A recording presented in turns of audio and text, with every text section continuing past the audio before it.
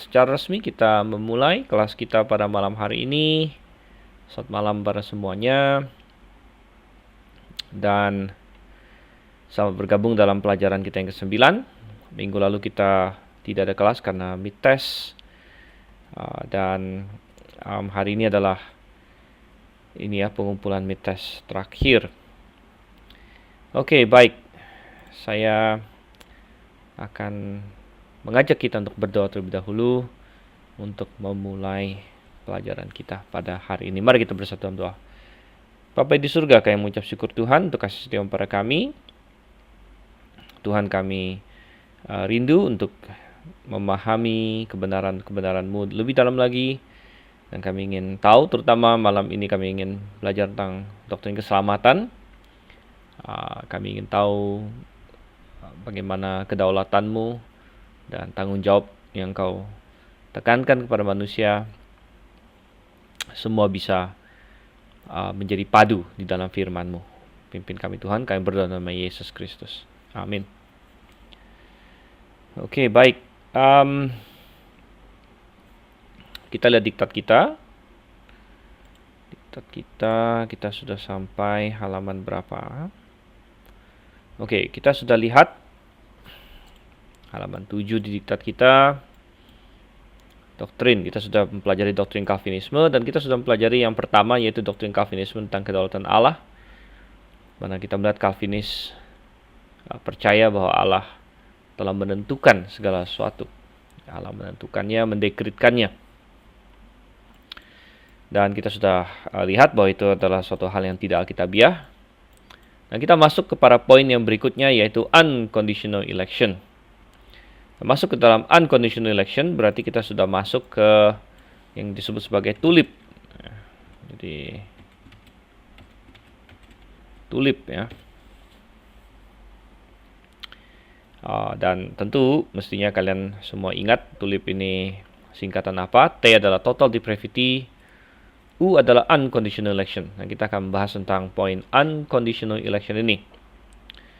Nah, mungkin akan ditanya bahwa kenapa kita mempelajari unconditional election terlebih dahulu, kenapa bukan total depravity? Karena tulip kan ini ya, TULIP di sini. Ya, dari poin pertama yang sering dinyatakan adalah total depravity. Ya, dan kita tidak mempelajari total depravity dulu, kita masuk ke unconditional election dulu.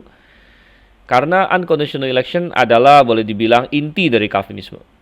Jadi dari tulip ini 5 poin ya yang sering disebut sebagai 5 poin Calvinis. Ada sebagian Calvinis yang menolak beberapa poinnya sehingga kadang-kadang ada yang bilang mereka adalah 4-point Calvinis, ya 3-point Calvinis. Bahkan ada yang bilang 2-point Calvinis dan lain sebagainya. Nah, ya, yang paling sering dihilangkan dalam 5 poin ini adalah poin L, itu yang paling sering dibuang oleh sebagian Calvinis, ya, sehingga kalau 4-point Calvinis rata-rata mereka menghilangkan L. Kemudian yang sering kedua adalah I, gitu ya. I. Nah, tetapi unconditional election kita bisa anggap itu sebagai salah satu poin inti dari Calvinis. Dan kalau ada orang yang menolak unconditional election, patut diragukan apakah dia sebenarnya masih bisa dikategorikan Calvinis atau tidak. Oke, jadi itu adalah poinnya. Jadi oleh karena itu kita masuk dulu ke poin unconditional election ini. Oke, Evan bertanya kapan akan dibagikan hasil mid test. Ya, tentu belum karena masih ini ya, menunggu ada yang belum ujian bahkan. Masih ada yang susulan, baik di asrama juga ada yang susulan. Dan yang dari luar juga ini ya, mungkin masih menunggu. Oke. Tapi kita lihat di sini, apa artinya unconditional election? Unconditional election. Sebentar ya, saya buka dulu Alkitab kita. Oke. Baik. Jadi apa itu unconditional election? Jadi definisinya adalah unconditional election dalam doktrin Calvinis adalah pemilihan Allah. Jadi election artinya pemilihan. Nah, kata election bisa dipakai untuk berbagai macam pemilihan. Misalnya kita pilih presiden, itu juga election. Ya. Pilih apa lagi ya? Pilih gubernur, election juga. Kalau di Indonesia kita bilang pemilu. Pemilu itu artinya apa? Pemilihan umum ya. Pemilu singkatan apa? Pemilihan umum kan? Pemilihan umum, baik. Dan kenapa disebut pemilihan umum atau general election? Karena ini adalah pemilihan yang dilakukan oleh semua rakyat Indonesia, begitu. Jadi pemilihan umum itu disebut election, pemilihan. Ya, tapi tentu kita bicara mengenai unconditional election, kita bukan bicara soal pilih presiden, pilih yang lain-lain lagi. Ini adalah pemilihan yang dilakukan oleh Allah. Jadi pemilihan Allah tentang siapa yang masuk surga dan siapa yang masuk neraka tanpa melihat kondisi apapun dari makhluk yang dipilih itu. Makanya disebut unconditional.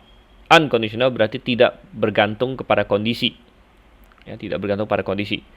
Jadi kondisi itu bisa juga kita sebut syarat. Ya. Sehingga kalau kita terjemahkan ke bahasa Indonesia, ini bisa disebut pemilihan ya, tak berkondisi sebenarnya, atau dengan kata lain pemilihan tak bersyarat. Kenapa kondisi bisa kita sebut sebagai syarat? Karena syarat itu kan menyatakan kondisi seseorang, gitu. Jadi misalnya saya ingin pilih baju yang cocok dengan saya. Nah, cocok dengan saya kan berarti suatu syarat. Syarat itu berarti kondisi. Jadi misalnya saya mau pilih baju yang ukurannya misalnya L, gitu kan? Ya. Baju yang ukurannya L. Berarti ada suatu kondisi pada baju itu yang membuat saya memilih dia, gitu. Nah, kalau kita katakan unconditional election, jadi tidak ada kondisi. Jadi perhatikan di sini ya, tidak ada kondisi. Dengan kata lain tidak ada syarat, sama maksudnya di sini. Jadi tanpa di sini melihat kondisi apapun dari makhluk yang dipilih itu. Tanpa melihat kondisi apapun. Jadi ketika dikatakan tanpa melihat kondisi apapun, maka tidak melihat masalah iman dia, tidak melihat perbuatannya, atau apapun yang lain. Tidak ada kondisi dari orang yang dipilih itu yang menjadi dasar dari pemilihan, ya. Jadi ini adalah unconditional election yang diajarkan oleh Calvinisme, sehingga berarti ya kita bisa bilang bahwa seseorang masuk surga atau masuk neraka sama sekali tidak ada tanggung jawab manusianya di sini dalam skema ini. Tidak sama sekali tidak ada tanggung jawab manusianya.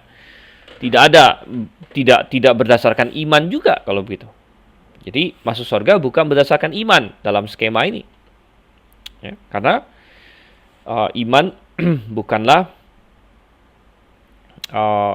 tidak berhubungan dengan election, gitu. Bahkan Calvinis membalikkannya, di mana Calvinis akan mengajarkan bahwa orang yang dipilihlah yang akan diberikan iman oleh Tuhan. Ya, jadi dalam Calvinisme iman bukan menjadi dasar pemilihan, iman adalah hasil pemilihan. Kalau kamu dipilih, maka Tuhan akan kasih kamu iman, gitu. Ya, jadi ya berarti ya pertanyaannya siapa yang dipilih, siapa yang tidak, ya itu terserah Tuhan katanya. Ya, terserah Tuhan, suka-suka Tuhan dan lain sebagainya. Dan kita bisa bilang secara arbiter. Gitu. Nanti kita akan lihat ya, walaupun Calvinis akan berkata ini tidak arbiter. Tapi kita bilang sebenarnya kalau unconditional berarti arbiter. Nah, jadi pemilihan Allah tentang siapa yang masuk surga dan siapa yang masuk neraka. sampai di sini kita akan melihat bahwa sebagian Calvinis akan menolak ini. Ya, siapa yang masuk surga, siapa yang masuk neraka, karena sebagian Calvinis akan berkata bahwa tidak. Tuhan hanya memilih yang masuk surga saja. Tuhan tidak memilih yang masuk neraka. Ya, jadi coba saya kasih lihat di sini.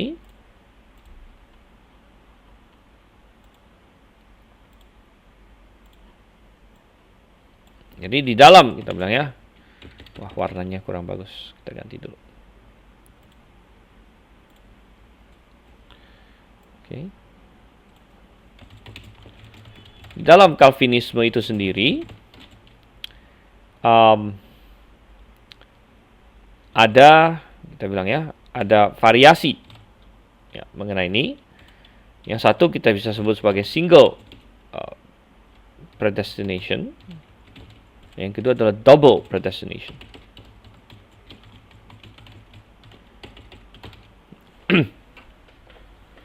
Dan predestinasi, oke. Tadi kita bicara mengenai election, sekarang kita bicara mengenai predestinasi. Nah, predestinasi itu ya sebenarnya dipakai oleh Calvinis, dipakai oleh Calvinis untuk mengacu kepada ini ya, hampir sama dengan election. Jadi coba kita lihat di sini. Apa arti predestination? Predestinasi. Jadi destinasi, pre itu berarti sebelumnya, ya, plus destinasi, ya, predestinasi artinya tujuan, ya. Sehingga berarti Allah sudah menentukan sebelumnya, ya, artinya dari kekekalan gitu ya. Allah sudah menentukan sebelumnya ya, tujuan akhir seseorang.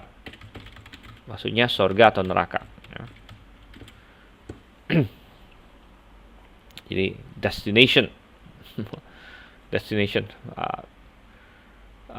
Ada film yang menurut saya sih kurang kerjaan ya. Mungkin sebagian tahu ada film namanya Final Destination.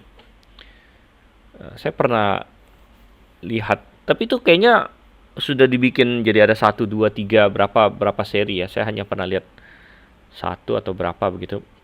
Kalau nggak salah itu mengenai, ini kalau nggak salah ya, pesawat yang mau kemana begitu terus jatuh, terus ada orang yang nggak ikut. Pokoknya lalu akhirnya dia mati dan sebagainya. Jadi Final Destination katanya ya. Jadi tujuan akhir gitu. Tujuan akhir. Nah, jadi kalau doktrin predestinasi adalah mereka percaya Allah sudah menentukan sebelumnya tujuan akhir seseorang. Jadi ini sama dengan election sebenarnya. Jadi boleh dibilang berkaitan erat dengan election. Allah memilih ya, siapa masuk surga dan siapa masuk neraka.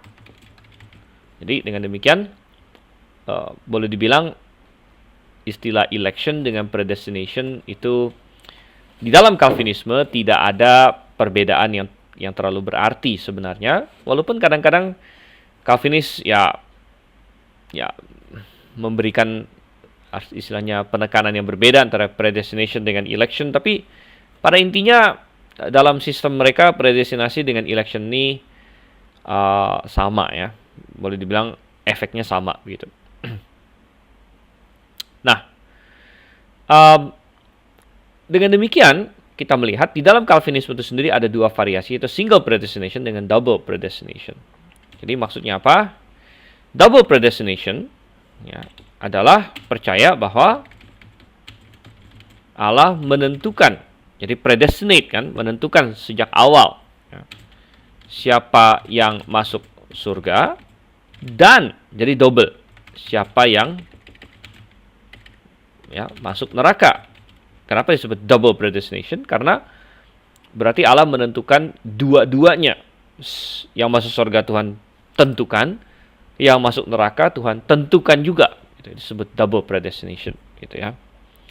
Tetapi sebagian lagi tidak. Ya, sebagian Calvinis menolak itu.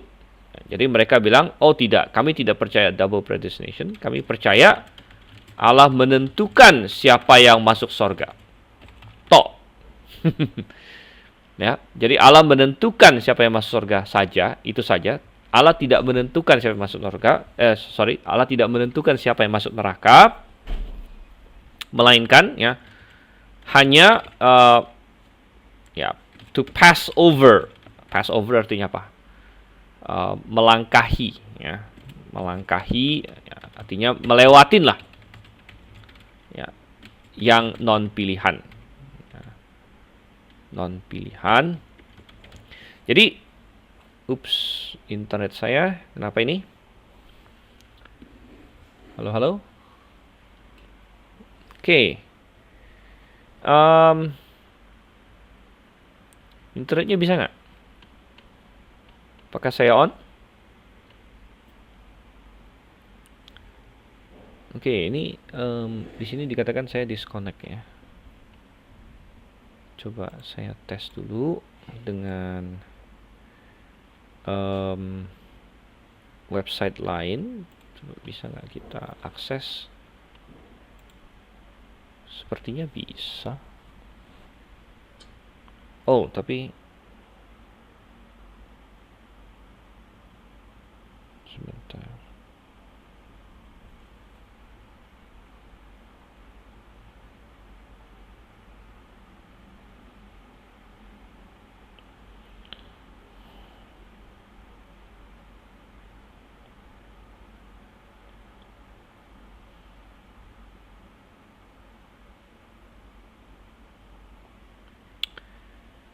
Oke, sepertinya ada masalah ya. Kita akan akan pause dulu sebentar. Mulai lagi rekaman. Baik, kita mulai lagi. Tadi rekaman sempat terhenti karena internet saya mati, dan puji syukur sekarang bisa on lagi. Moga-moga tidak ada masalah habis ini. Oke, tadi sampai di mana kita? Sebentar sini ya. Ya, saya sedang membedakan ada single predestination dengan double predestination. Di mana double predestination, Calvinis berkata bahwa Allah menentukan dua hal, gitu ya, dua hal. Jadi baik yang masuk surga Tuhan tentukan, yang masuk neraka juga Tuhan tentukan. Jadi double predestination. Gitu. Tetapi ada Calvinis yang menolak itu, sehingga mereka hanya percaya tidak, Tuhan hanya menentukan siapa yang masuk surga saja. Jadi Tuhan tidak menentukan yang masuk neraka, katanya. Jadi Tuhan hanya sekedar melewati. Nah, ini sampai di sini tadi. Tuhan hanya sekedar melewati. Tadi kita di sini ya. Oke, sebentar.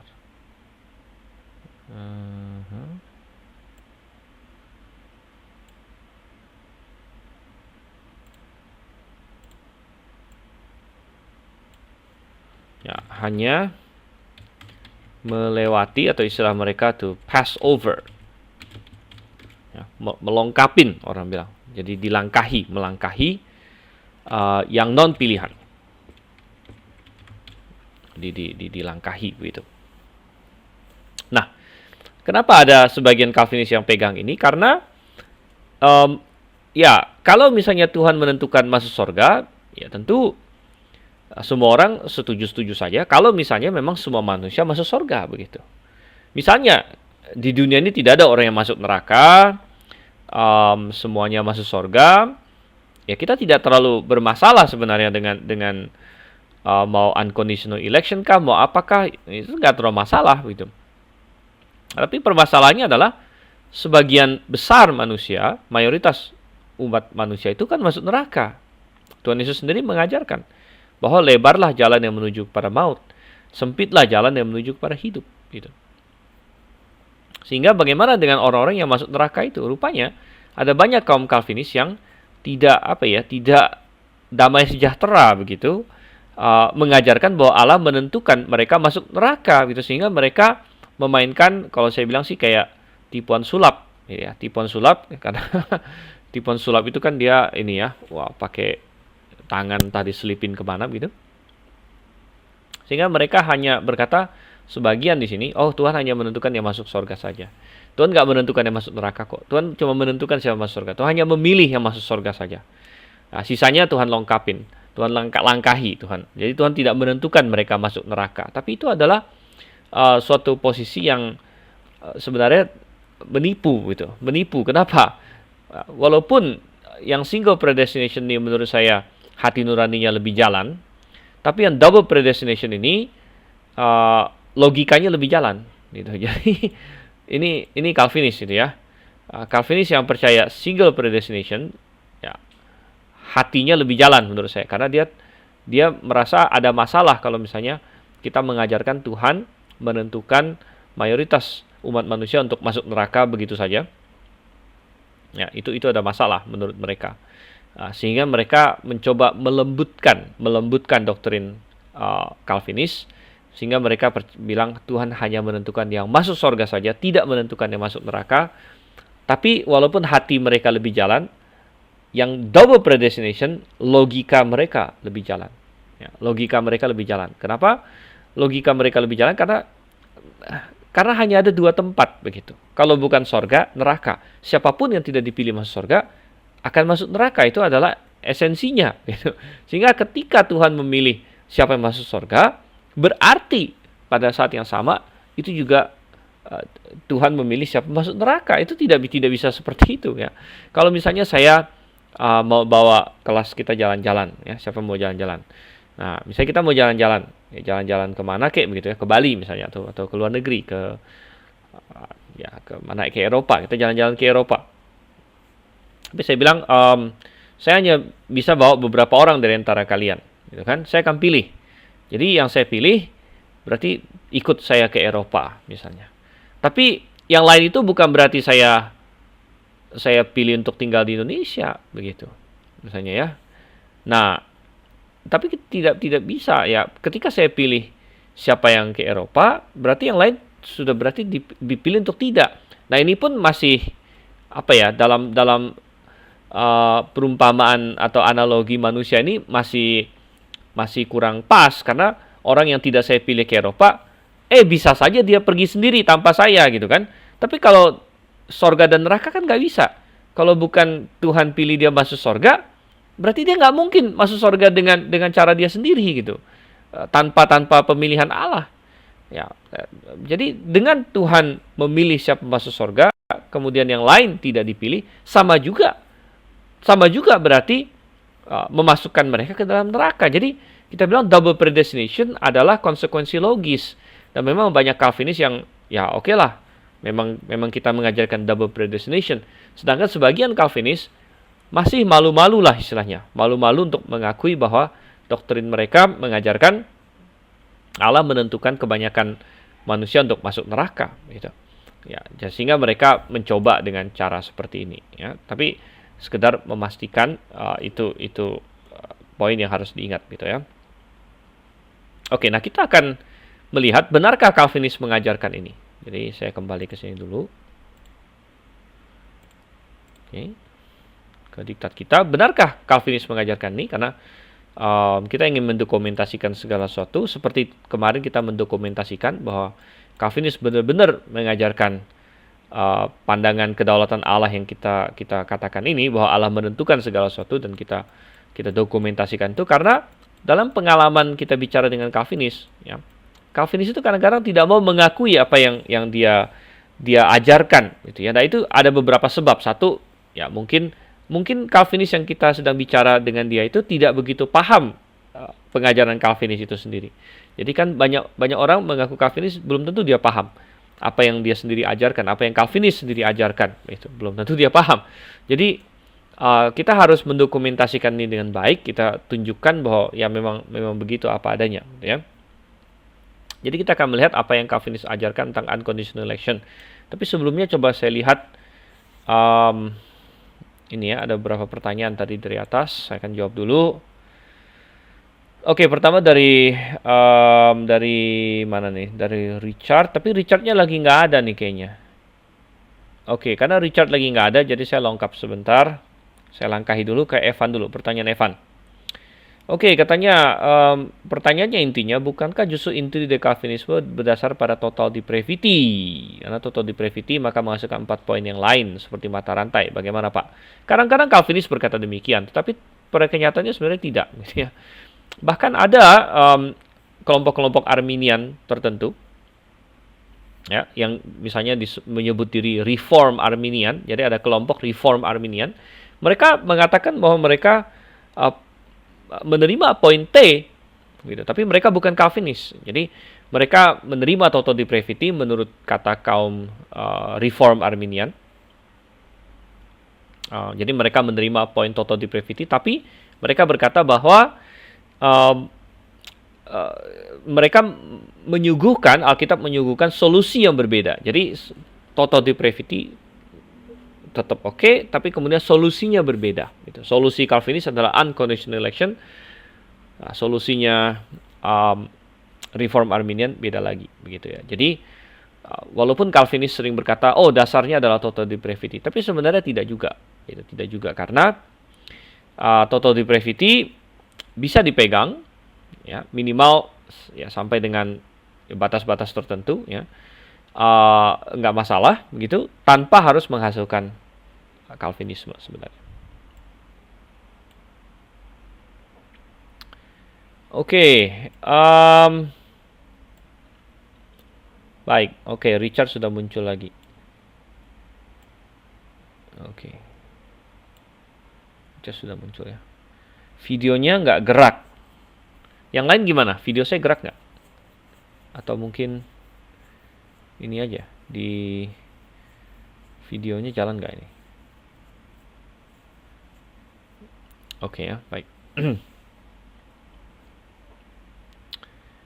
Nah, oke, kalau gitu coba kita lihat pertanyaannya Richard ya.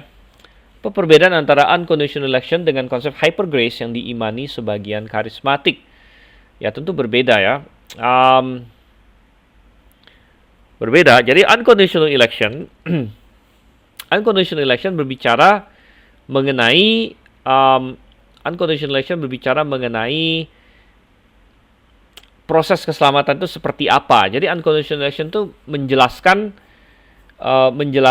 sebenarnya mengapa kita bisa diselamatkan, gitu ya. Mengapa kita bisa diselamatkan. Nah, sedangkan hyper grace ini beda. Hyper grace itu adalah pengajaran bahwa karena kita diselamatkan oleh kasih karunia, maka kita tidak perlu tunduk kepada hukum atau aturan apapun.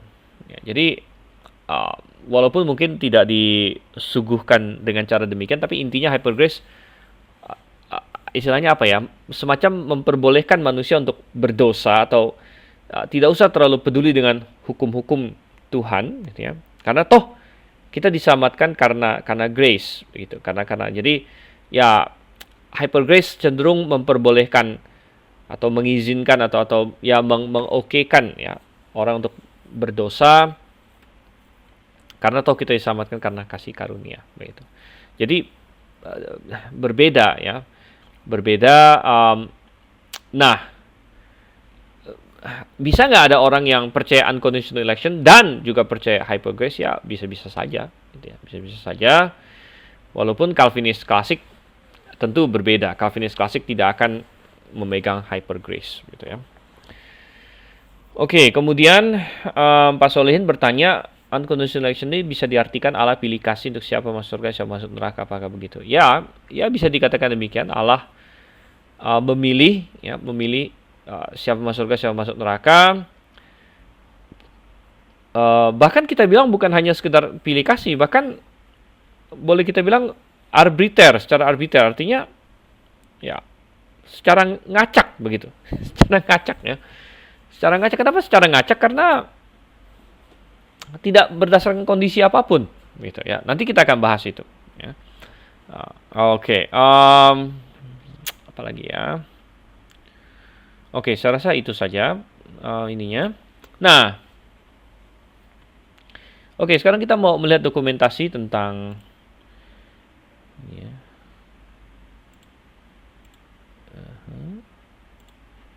Dokumentasi tentang apa yang Calvinis ajarkan di sini mengenai unconditional election. Oke, baik. Baik, dan pertama kita melihat pengakuan iman Westminster terlebih dahulu, yang sudah pernah kita lihat juga sebelumnya. Di mana poin 1 dikatakan, ini adalah tentang kedaulatan Allah. Ya. God from all eternity, Allah dari kekekalan, ya, sudah unchangeably ordained, sudah menetapkan, ordain, apapun yang terjadi, whatsoever come to pass. Oke, kita sudah bahas ini, kita tidak akan bahas panjang lebar. Sekarang poin 2. Oke, although God knows whatsoever may or can come to pass, walaupun Allah sudah tahu apapun yang akan terjadi, upon all supposed conditions, dalam semua situasi dan kondisi, yet hath he not decreed anything because he foresaw it as future. Namun ia tidak mendekretkan apapun karena dia sudah melihatnya terlebih dahulu.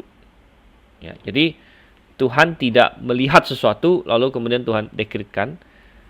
Artinya Tuhan tidak mengizinkan, itu intinya di sini. Ya, karena kalau mengizinkan kan berarti gini, seperti yang kita bahas waktu kita membahas tentang mengizinkan berarti saya tahu si A pengen melakukan ini, oke, saya izinkan. Berarti kan saya menetapkan ini terjadi karena saya melihat ada orang berkeinginan, gitu. Ada orang berkeinginan, lalu saya izinkan. Tapi tidak demikian menurut Calvinis. Allah tidak mendekretkan apapun karena dia melihatnya terlebih dahulu, katanya ya. Oke, jadi tidak didasarkan pada prapengetahuan Tuhan. Nah, masuk poin 3. Ini masuk ke unconditional election. By the decree of God. Jadi berdasarkan dekret Allah. Berdasarkan dekret Allah ya. Jadi, for the manifestation of His glory, untuk kemuliaannya, penampakan kemuliaannya, some men and angels, ada sebagian manusia dan malaikat, are predestinated unto everlasting life, and others foreordained to everlasting death. Jadi, jelas sekali, Westminster Confession of Faith adalah Calvinis yang klasik, yang tidak malu-malu mengakui double predestination. Ya, double predestination sekali lagi. Jadi Allah ya mempredestinasikan sebagian manusia dan malaikat kepada everlasting life, pada hidup yang kekal, sorga, dan sebagian others lainnya foreordained, ditetapkan sejak awal ya untuk kematian yang kekal atau neraka. Jadi jelas ya di sini. Poin nomor 3 di sini. Nah, poin nomor 4, these angels and men, jadi malaikat-malaikat dan manusia ini, thus predestinated and foreordained, yang sudah dipredestinasi dan ditentukan dari awal ini, are particularly unchangeably designed. Jadi sudah didesain oleh Tuhan dengan cara yang sedemikian rupa dan tidak bisa diubah-ubah. Jadi, oke, Tuhan mendesain mereka, gitu ya. And their number is so certain and definite they cannot be either increased or diminished. Jadi jumlahnya juga sudah pasti dan definite, tidak bisa ditambah atau dikurangi, ya.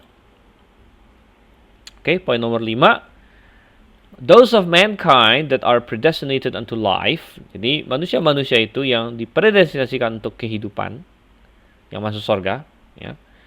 God before the foundation of the world. Jadi sebelum diciptakannya dunia, was laid according to His eternal and immutable purpose, sesuai dengan tujuan Dia yang kekal dan tak berubah-ubah, and the secret counsel and good pleasure of His will, sesuai dengan kehendak rahasia Dia dan kenikmatan kehendak Dia lah, gitu ya, persetujuan kehendak Dia, telah Dia pilih di dalam Kristus, katanya ya, telah Dia pilih. Jadi orang-orang yang masuk surga ini sudahlah pilih dalam Kristus unto everlasting glory, kepada kemuliaan yang kekal, out of His free grace and love alone, berdasarkan kasih karunia-Nya dan kasih-Nya saja, without any foresight of faith or good works or perseverance. Jadi tanpa melihat terlebih dahulu, without any foresight ya, melihat terlebih dahulu iman atau pekerjaan baik atau ketekunan ya, di dalam mereka ini. Ya. Or any other thing in the creature as conditions, ataupun hal lainnya di dalam makhluk sebagai kondisi atau syarat. Jadi tidak ada syarat, tidak ada kondisi yang Tuhan lihat di sini ya. Or causes moving him thereunto. Gitu. Ya, jadi tidak ada apapun pada diri makhluk itu yang ya istilahnya menjadi syarat bagi Tuhan atau kausa bagi dia ya untuk menggerakkan dia gitu ya. All to the praise of his glorious grace katanya. Oke. Nah, oke, jadi jelas ya poin 3 dan poin 4 berbicara mengenai predestinasi, poin 5 menggambarkan unconditionalnya, unconditional, tidak ada syarat di sini. Oke. Nah, tidak ada syarat bukan berarti Calvinis tidak percaya bahwa orang yang diselamatkan itu percaya Yesus begitu. Jadi kadang-kadang kita harus berhati-hati kalau kita mau membongkar kesalahan Calvinis, kita harus membongkarnya dengan benar begitu ya. Jadi kadang-kadang saya ada mendengar orang yang menyerang Calvinis tapi dengan serangan yang salah gitu. Serangan yang salah bagaimana? Serangan yang salah adalah misalnya ada orang yang menyerang Calvinis begini caranya. Wah, Calvinis itu jadi siapa masuk surga, siapa masuk neraka itu sudah Tuhan tentukan dari awal. Jadi Tuhan yang pilih. Jadi bisa saja ada orang yang dia mau percaya Yesus, tapi kemudian Tuhan tentukan dia masuk neraka. Lalu ada orang lain, dia tidak mau bertobat, tapi Tuhan tentukan dia masuk surga. Gitu. Nah, ya ada orang kadang-kadang menyerang Calvinis seperti itu, ya. Tetapi serangan ini salah sebenarnya. Serangan ini salah karena Calvinis tidak ada mengajarkan bahwa itu mungkin terjadi, gitu ya. Karena Calvinis mengajarkan bahwa orang mau percaya Yesus itu karena dia orang pilihan, gitu. Jadi semua orang yang Tuhan pilih untuk masuk surga akan percaya Yesus karena percaya Yesus bagi Calvinis itu adalah efek konsekuensi dari dia sebagai orang pilihan. Jadi kalau kamu adalah orang pilihan, kamu akan percaya Yesus. Kamu akan percaya Yesus. Sedangkan kalau kamu bukan orang pilihan, kamu tidak akan percaya Yesus. Itu yang diajarkan oleh Calvinis sebenarnya, gitu ya.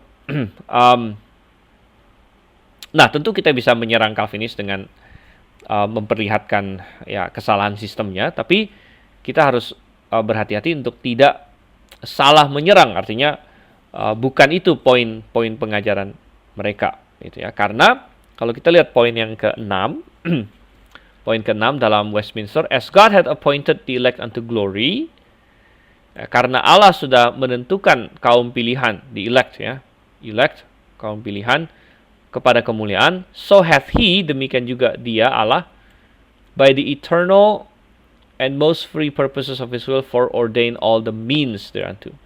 Jadi sebagaimana Allah sudah memilih, menetapkan kaum pilihan untuk kemuliaan, maka dia juga sudah foreordain all the means, semua caranya gitu. Jadi orang masuk surga ya Tuhan tentukan dia untuk percaya gitu. Tuhan tentukan dia untuk percaya. Jadi percaya itu tergantung Tuhan tentukan atau enggak gitu. Tergantung Tuhan tentukan atau enggak ya. Oke, jadi itu poin nomor 6. Oke, jadi sangat jelas di sini. Kemudian selain melihat Westminster Confession of Faith, saya juga akan mengajak kita melihat beberapa kutipan dari ini ya, John Calvin sendiri. Oke, kalau di Westminster sudah jelas di sini yang tadi sudah kita baca.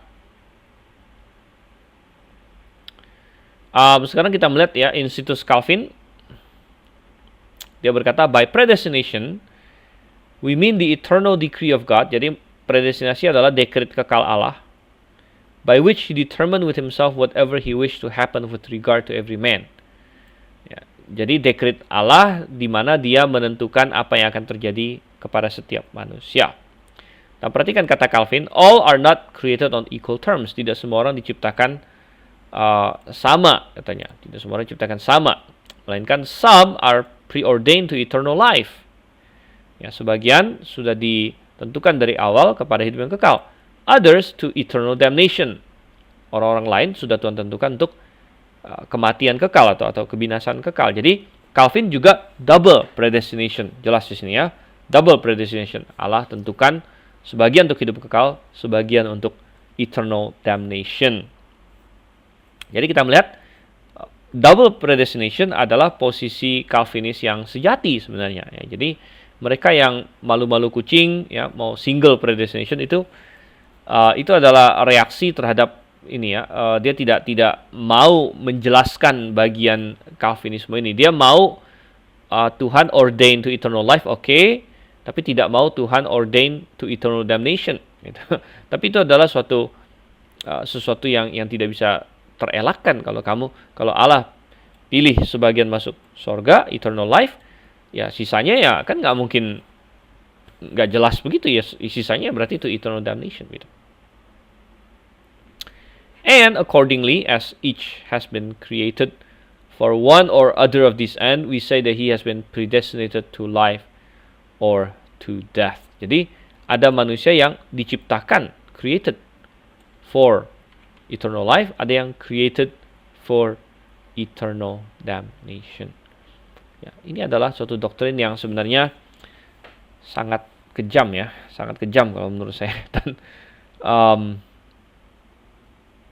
ya menggambarkan Allah secara salah. Berarti Allah menciptakan sebagian besar manusia. Sebagian besar manusia Tuhan ciptakan hanya untuk binasa saja sebenarnya. Oke. Kemudian itu adalah mengenai predestination. Sekarang mengenai unconditionalnya, Calvin ada berkata lagi. Saya kutip di bagian lain.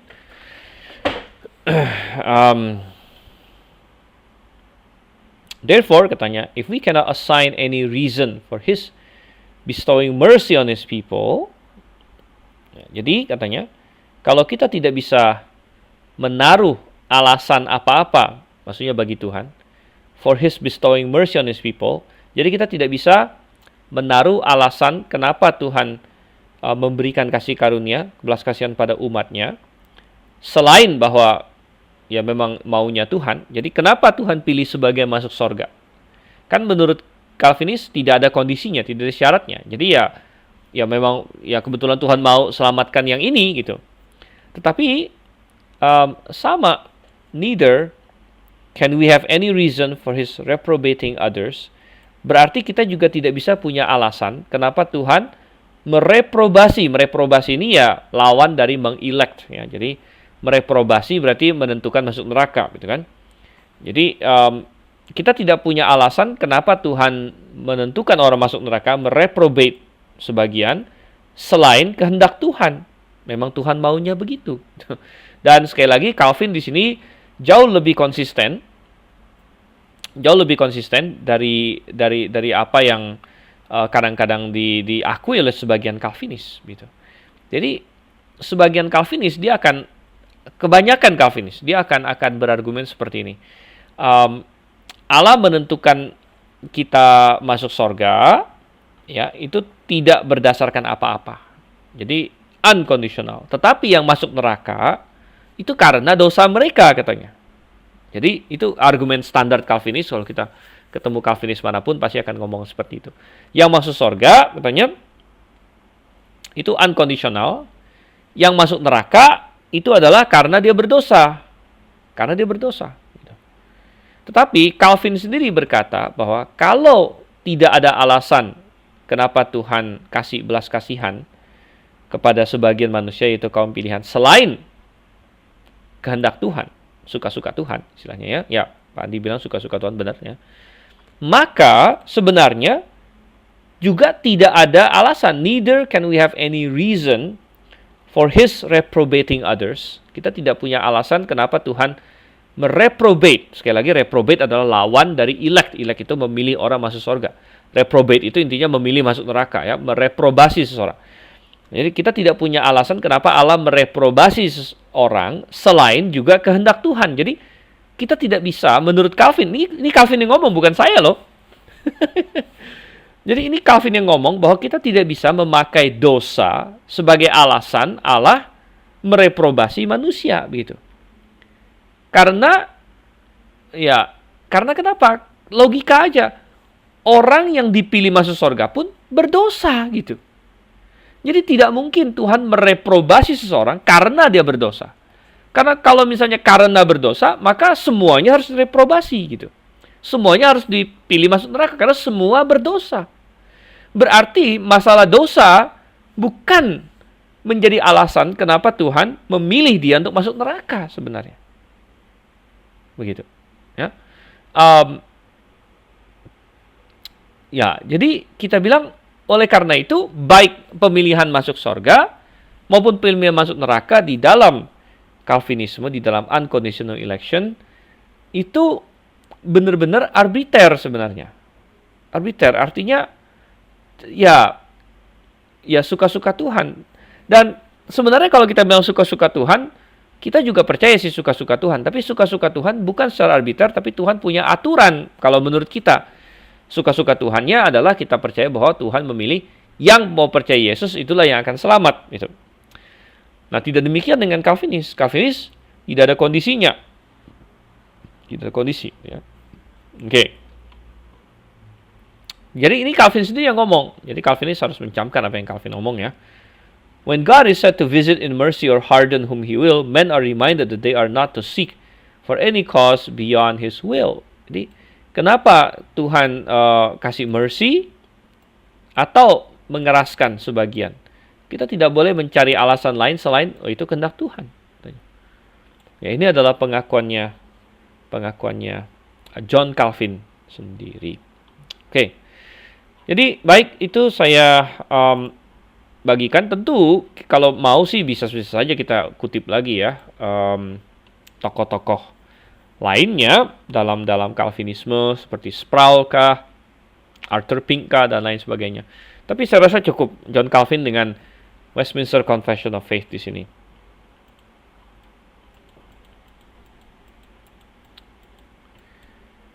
Oke, baik. Dan kita akan melihat sekarang argumen.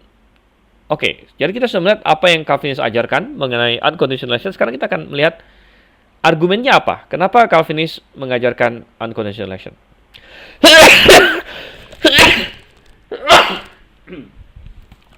Sorry, bersin. Oke, saya rasa kita akan istirahat sebentar. Karena pas ya. Sudah hampir jam 8.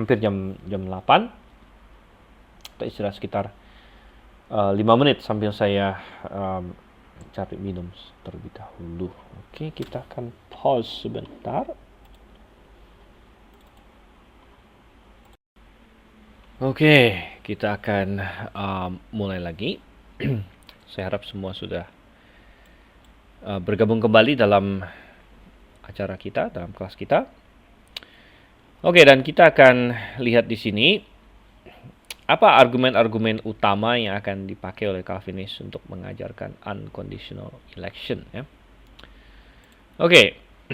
Pertama, bahwa unconditional election adalah perpanjangan alami dari determinisme. Atau dengan kata lain, unconditional election adalah penerapan determinisme dalam hal keselamatan. Apa itu determinisme? Saya harap kalian masih ingat determinisme adalah bahwa Allah sudah menentukan segala sesuatu.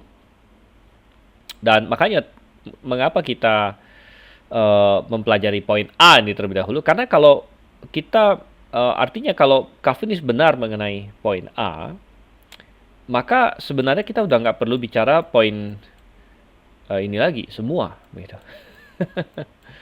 Karena kalau Allah benar-benar sudah menentukan segala sesuatu, termasuk semua pikiran kita, semua kehendak kita, semua perilaku kita, maka ya semua yang ini sudah pasti benar, gitu. Karena Tuhan menentukan segala sesuatu, termasuk kita percaya atau tidak, ya Tuhan tentukan. Ya, kita mengakui Yesus atau tidak, Tuhan yang tentukan.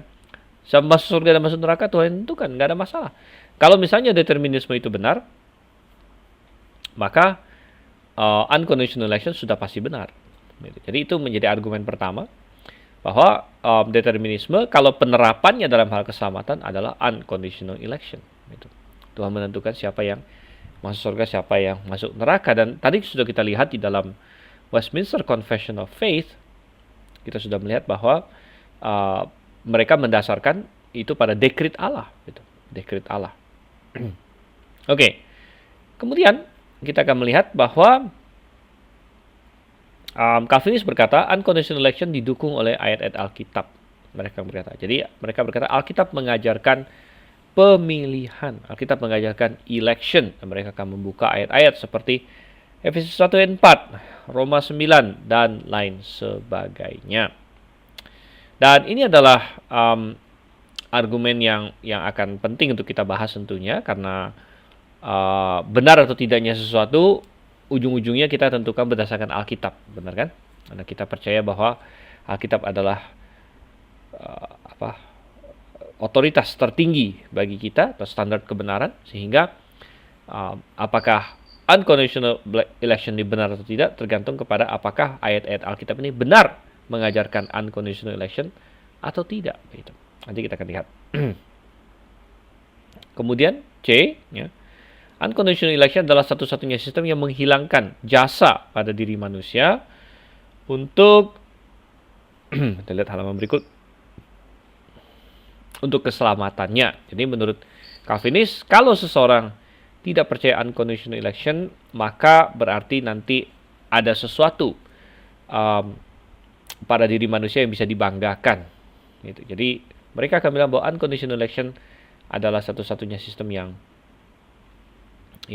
membuat manusia tidak bisa menyombongkan diri. Tapi kita akan lihat itu tidak benar, gitu ya.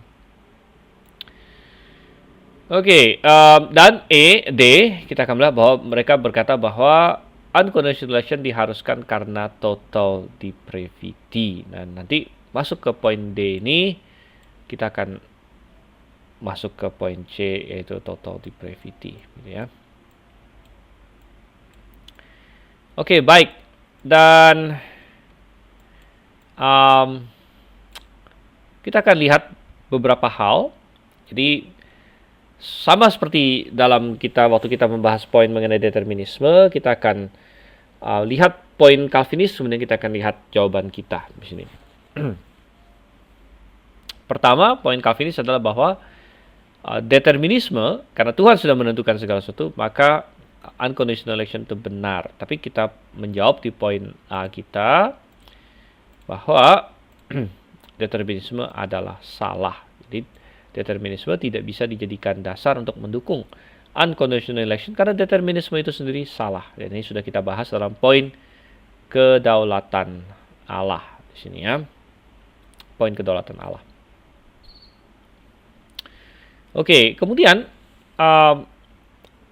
poin berikut dari Calvinis adalah bahwa mereka didukung oleh ayat-ayat tertentu. Waduh, tiba-tiba handphone saya bunyi sendiri, jadi kaget juga saya. Ini repotnya ya, karena saking canggihnya handphone sekarang, jadi dia dengar saya ngomong-ngomong dikira ngomong sama dia begitu.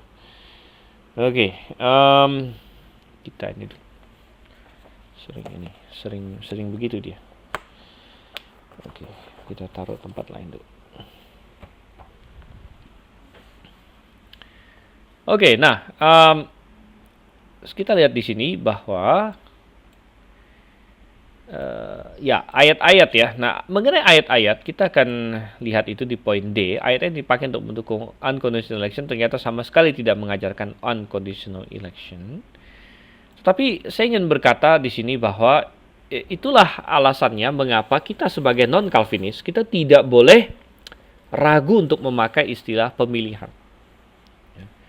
Jadi jangan ragu-ragu. Kita harus menggunakan istilah pemilihan supaya jangan sampai istilah pemilihan itu menjadi identik dengan Calvinisme begitu.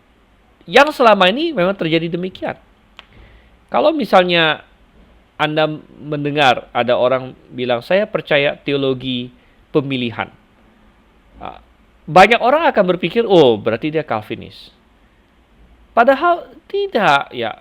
Kita pun percaya teologi pemilihan. Mengapa? Karena Alkitab mengajarkan pemilihan. Gitu. Nah, yang kita tidak percaya adalah unconditional election. Ya, atau pemilihan yang tidak bersyarat atau tidak berkondisi itu tadi. Begitu. Jadi kita harus membedakan antara Calvinis mengajarkan unconditional election, Alkitab mengajarkan election. Nah, repotnya adalah kalau misalnya pemilihan itu sendiri sudah diidentikan dengan Calvinisme, maka Calvinis dengan gampang, sepertinya dia udah nggak usah kerja lagi susah-susah.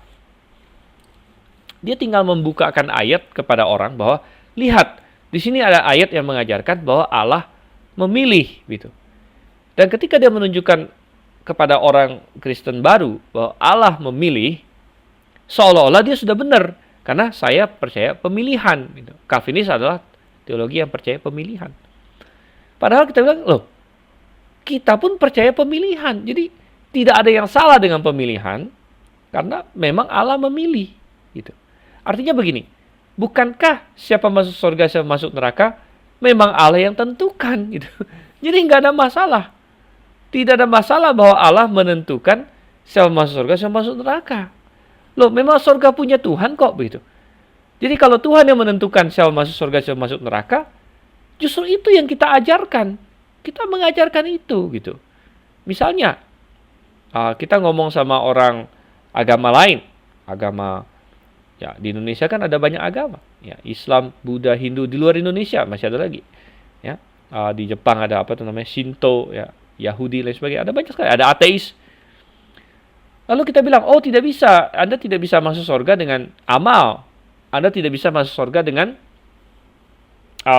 misalnya apa, ritual apa, Anda tidak bisa masuk surga. Satu-satunya cara masuk surga adalah melalui Yesus Kristus.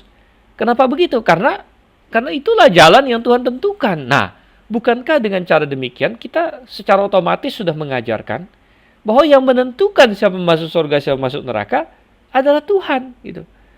Jadi sekali lagi, berhati-hati ketika kita menyerang Calvinisme, jangan sampai kita salah menyerang, salah menjelaskan, sehingga akhirnya menjadi bumerang bagi diri kita sendiri. Ya. Kita bilang, enggak, ya kalau dibilang, oh, apakah Pak Stephen percaya Allah yang menentukan siapa masuk surga, siapa masuk neraka? Jadi saya bilang, oh iya, saya sangat percaya bahwa yang menentukan siapa masuk surga dan siapa masuk neraka adalah Tuhan, gitu. Ya, memang pasti Tuhan. Memangnya siapa yang menentukan? Memangnya iblis bisa punya kuasa menentukan siapa masuk surga, siapa masuk neraka? Kan nggak mungkin. Dan juga nggak mungkin manusia yang punya kuasa untuk menentukan. Kalau gitu semua orang mau masuk surga, gitu. Penjahat juga bilang, oh saya mau masuk surga. Ya. Nah, semua juga bilang, yang menentukan siapa masuk surga, siapa masuk neraka adalah Allah. Memang benar, gitu. Tuhan yang menentukan siapa masuk surga, siapa masuk neraka. Tuhan yang pilih siapa masuk surga, siapa masuk neraka.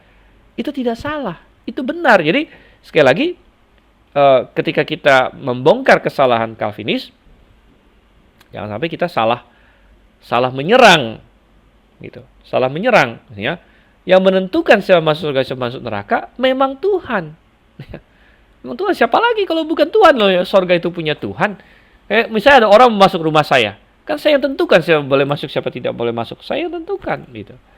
Nah, kesalahan Calvinis adalah dia mengatakan pemilihan itu unconditional. Jadi kita berkata yang tidak alkitabiah adalah bagian unconditionalnya, bagian electionnya itu nggak ada masalah. Itu alkitabiah, begitu.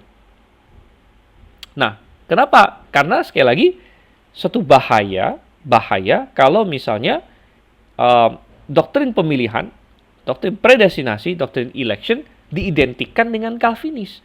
Sehingga Calvinis dengan gampangnya tinggal buka ayat, lihat nih, ada ayat Allah memilih, Allah menentukan. Seolah-olah dia sudah menang. Seolah oh ternyata benar ya. Padahal kita enggak.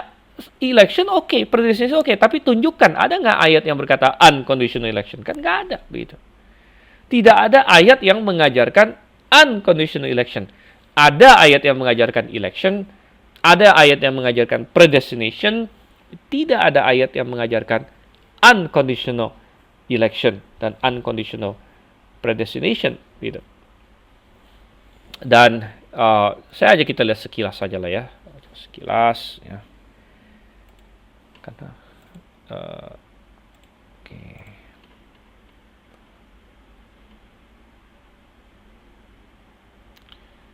Oke, yang paling sering, salah satu yang paling sering Efesus 4. Efesus 1. Ya, sebab saya bacakan, sebab di dalam Dia Allah telah memilih kita sebelum dunia dijadikan, supaya kita kudus dan tak bercacat di hadapannya. Jadi sekali lagi, oke. Dan kalau kita mengidentikan pemilihan dengan Calvinis, maka Calvinis dengan membuka ayat ini saja berkata, oh berarti saya benar, berarti saya menang, karena Alkitab mengajarkan Allah memilih. Tuh, saya juga percaya Allah memilih kok. Gitu. Saya juga percaya Allah memilih dan saya bukan Calvinis. Karena ayat ini berkata Allah memilih kita sebelum dijadikan, tapi tidak dikatakan bahwa Allah memilih kita tanpa syarat, tanpa kondisi. Ya, tidak dikatakan demikian. Itu adalah hasil kesimpulan teologis mereka. Tidak ada ayat yang berkata Allah memilih secara tanpa syarat.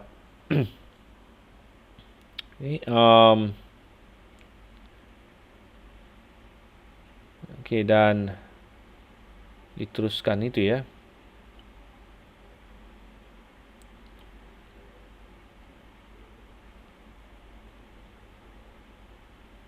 Di sini ada ini.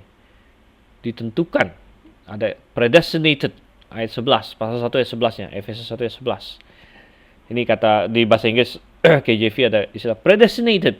Jadi, kalau kita bilang predestinasi itu identik Calvinis, berarti kita sudah seperti kalah duluan. Dia tinggal buka ayat ini, itu Alkitab ada mengajarkan predestinasi.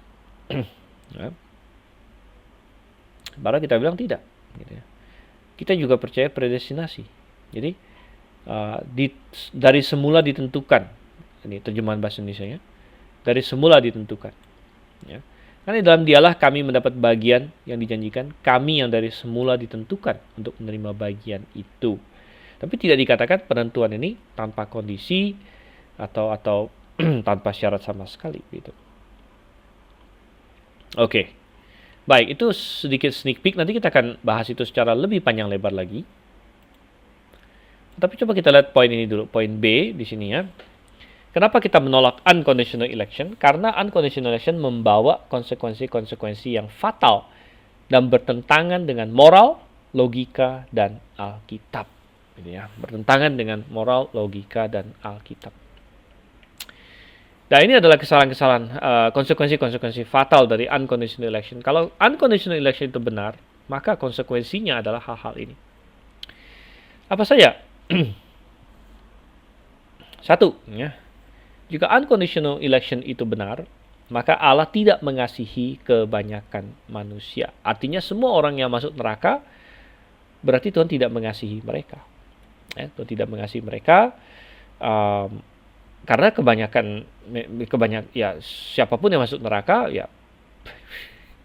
berarti Tuhan tidak mengasihi mereka gitu. Dan untuk menjawab ini sebagian Calvinis ada dua jenis strategi mereka. Ya, coba saya gambarkan dulu di sini. Oke, dan ada dua macam jawaban yang Calvinis bisa berikan di sini. Ya, di mana sebagian Calvinis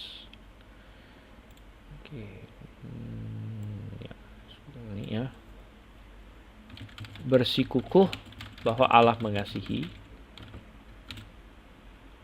semua manusia. Tapi sebagian Calvinis lain lagi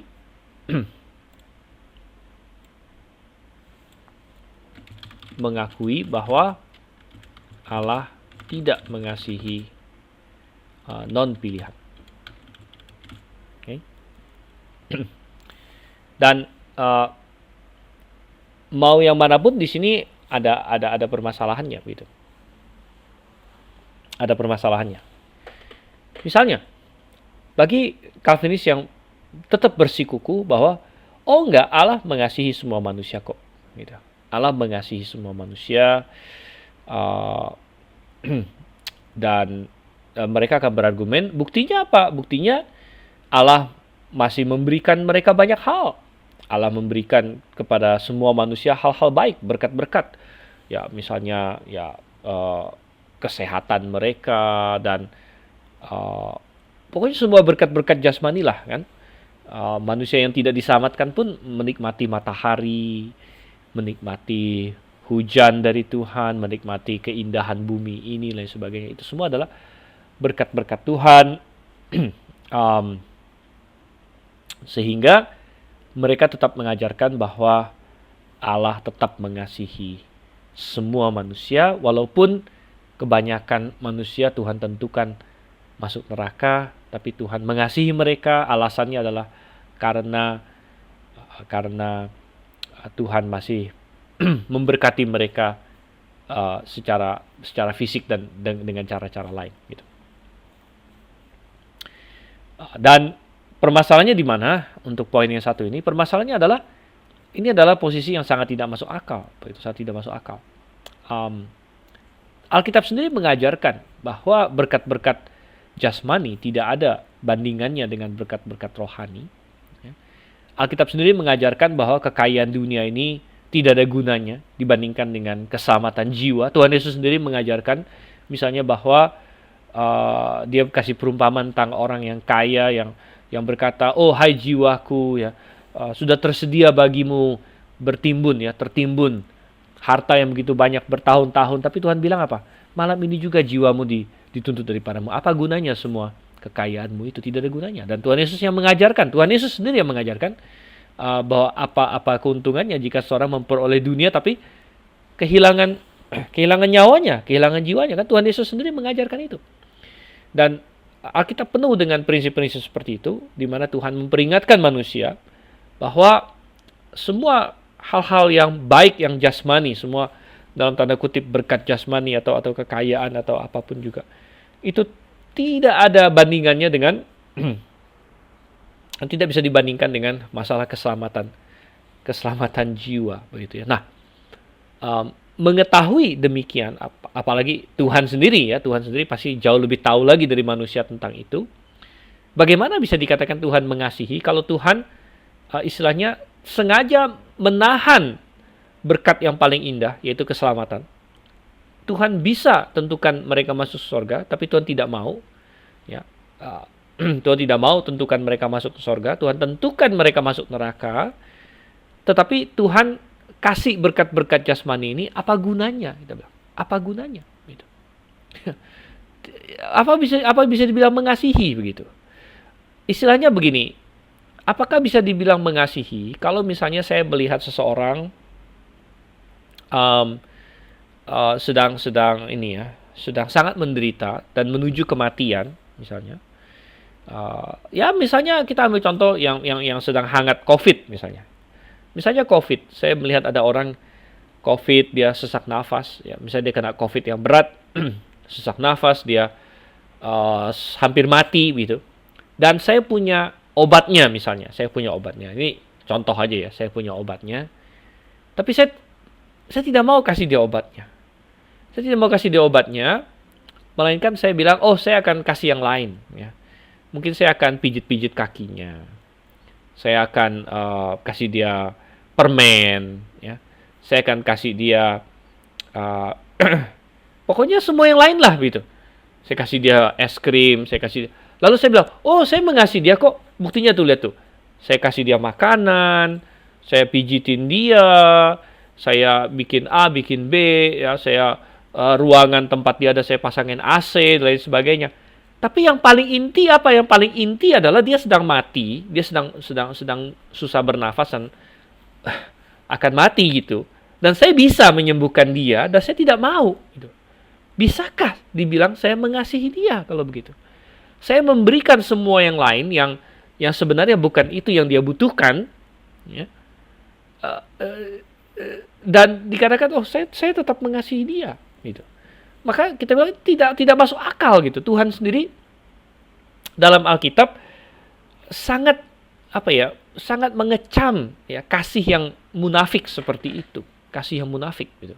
Yang hanya berpura-pura mengasihi, tapi tidak sungguh-sungguh mengasihi. Dan saya berkata kalau misalnya Allah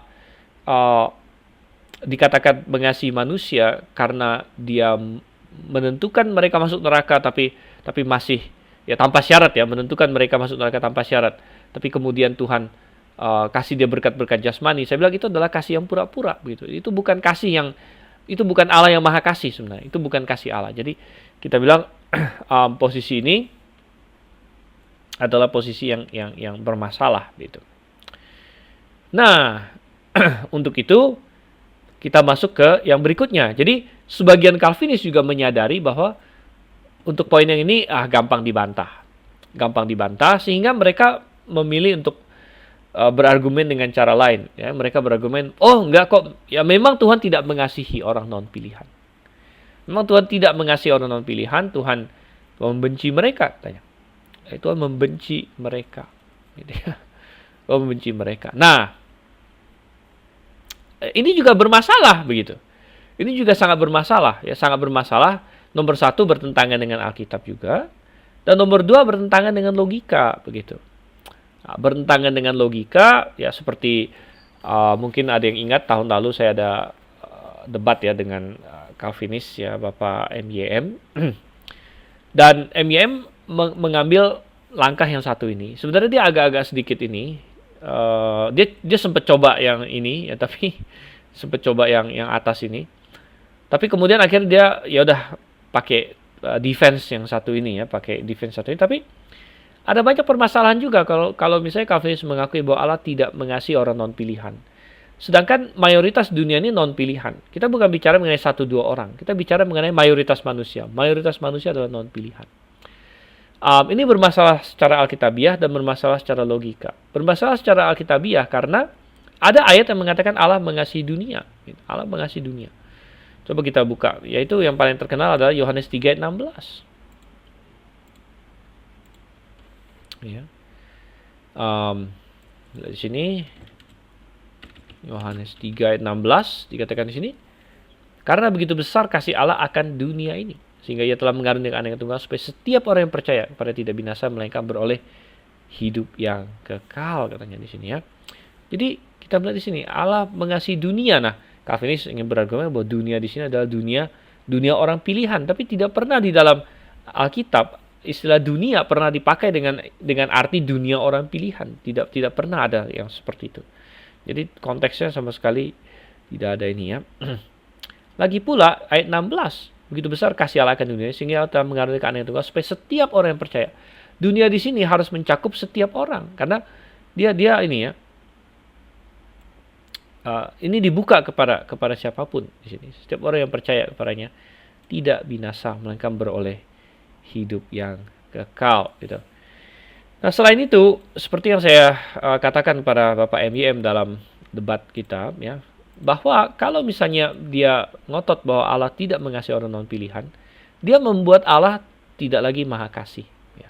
Dan bahkan itu berarti Allah memerintahkan manusia untuk mengasihi orang yang Allah sendiri tidak kasihi, dan itu juga masuk kepada kemunafikan. Jadi mau entah pilihan A yang atas atau pilihan B sama-sama mengacu kepada Allah yang munafik.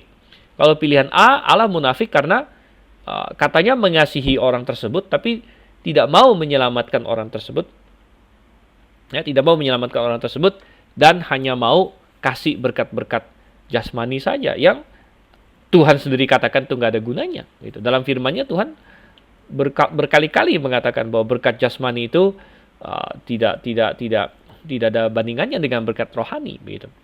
Jadi kenapa Allah mengasihi orang yang dia sendiri tentukan masuk neraka, kenapa Tuhan tidak tentukan dia masuk surga begitu.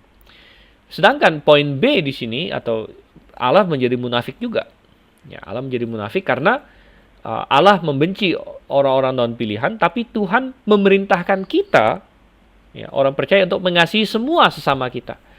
Kan orang Kristen diperintahkan untuk mengasihi semua. Gitu. Apakah kita hanya mengasihi sesama orang Kristen saja? Apakah kita hanya mengasihi orang yang akan masuk surga saja? Kan tidak. Gitu. Justru kita disuruh mengasihi semua orang. Semua orang. Nah, berarti kalau seorang Kristen menjalankan perintah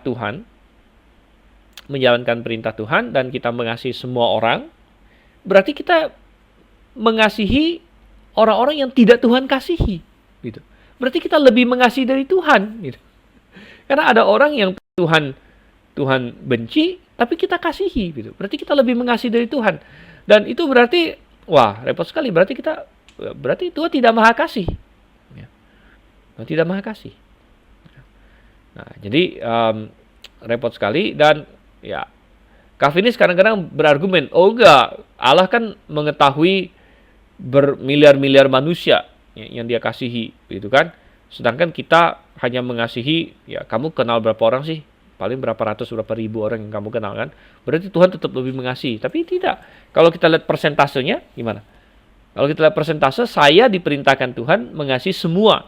Berarti kalau saya, ya walaupun saya nggak sempurna, tapi katakanlah saya mencoba melakukan apa yang Tuhan katakan, berarti saya mencoba nih ya, masalah berhasil atau nggak berhasil, oke belakangan lah. Saya mencoba untuk mengasihi semua orang, berarti 100%. Semua orang yang saya kenal, 100%, saya kasihi, saya mencoba mengasihi mereka karena itu perintah Tuhan. Tetapi, kalau misalnya Allah, gitu, kebanyakan manusia malah tidak diselamatkan. Tidak diselamatkan. Berarti Tuhan mengasihi hanya sekian persen, mungkin 10% dari manusia kalau gitu. 10% dari yang dia kenal. Ya, jadi kita lihat itu tidak masuk di situ. Oke, selamat bergabung kepada Pak Bernard Huta Barat di sini ya, yang barusan bergabung dengan kita juga. Ya, ini Pak Bernard ini di Hong Kong ini ya. Jadi ya, baru bergabung dengan kita. Cuman sayang kayak sepertinya yang lain tidak bisa melihat videonya ya, karena ini tidak bisa melihat ini webcamnya dia, hanya saya saja yang melihat. Oke, baik. Ya, kita masih ini di dalam poin ini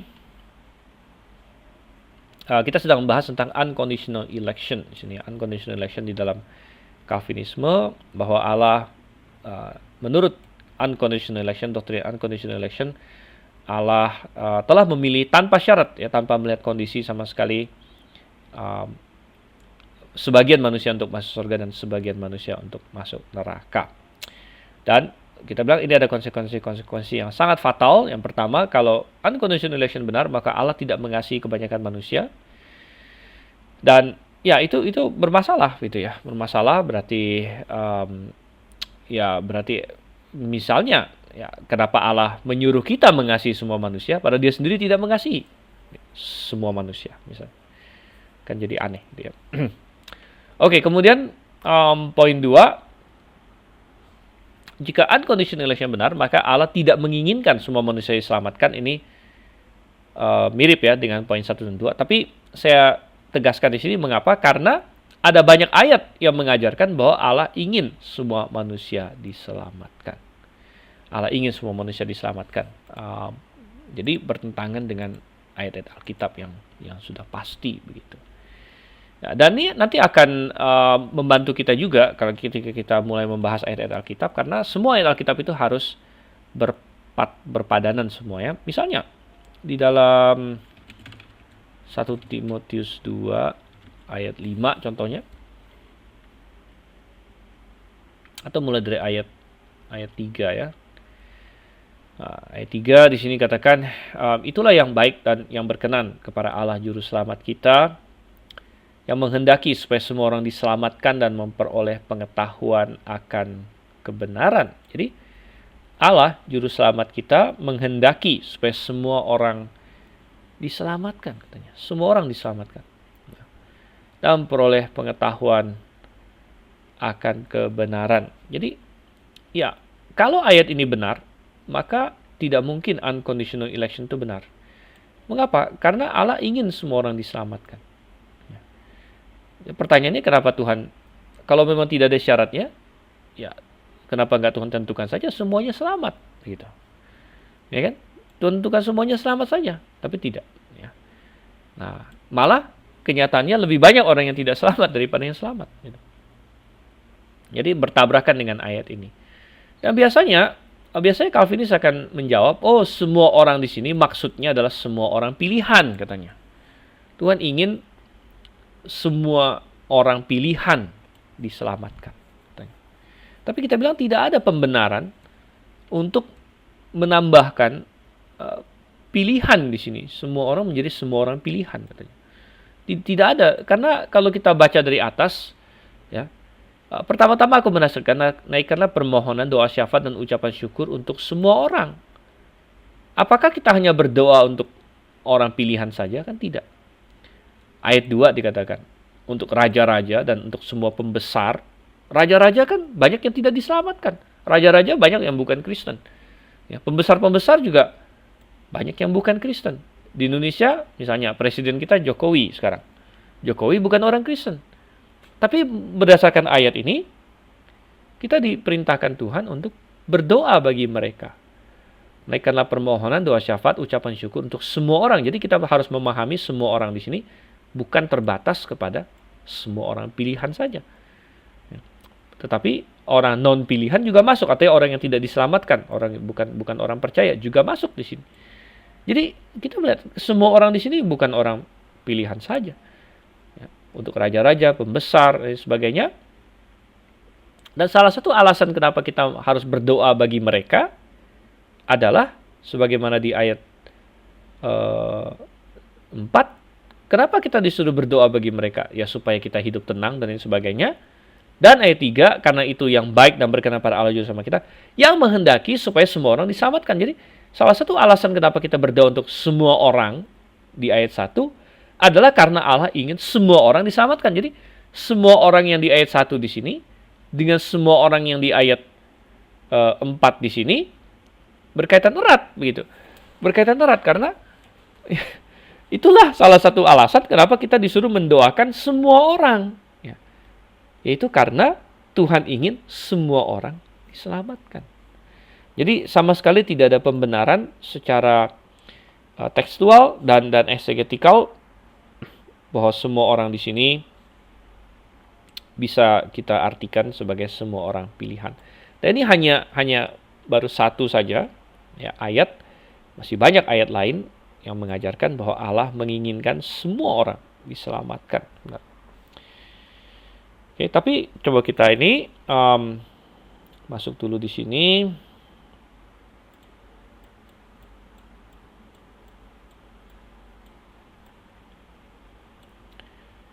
Oke, baik. Dan poin 3 di sini ya, poin 3. Jika unconditional election benar, maka keselamatan menjadi tidak bersyarat. Ya, keselamatan menjadi tidak bersyarat. Dan kita bilang, saya akan masuk ke ini ya. Kita balik ke papan tulis kita dulu di sini. Oke, kita sedang bahas di sini. Jadi apa ya? Kita bilang,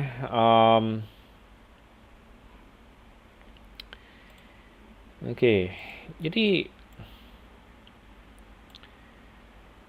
di dalam Calvinisme.